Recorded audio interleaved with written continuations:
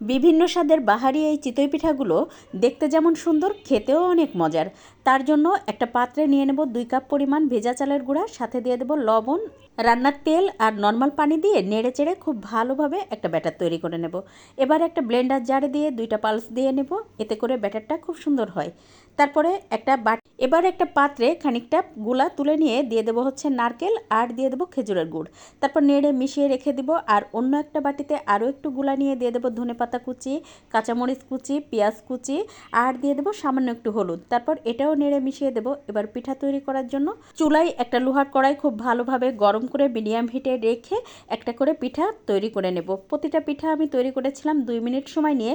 সাদা পিঠা তো তৈরি করে নিলাম, এখন মিষ্টি পিঠা চুলায় দিয়ে এখানে একটা পাত্রে ডিম ভেঙে রেখেছি, তাতে দিয়ে দেবো হচ্ছে একটা ম্যাগি স্বাদে ম্যাজিক মশলা, আর দিয়ে দেবো 1 চা চামচ পরিমাণ ধনেপাতা ভর্তা।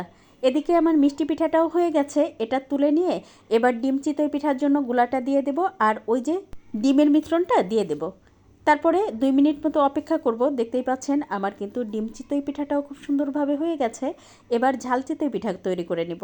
তার জন্য ওই যে পেঁয়াজ মরিচ দিয়ে যেটা করে রেখেছিলাম সেটা দিয়ে 2 মিনিট রেখে পিঠা তৈরি করে নিলাম। এই তো তৈরি হয়ে গেল বিভিন্ন স্বাদের সুন্দরী চিতই পিঠা। ভালো লাগলে এখনই ট্রাই করেন।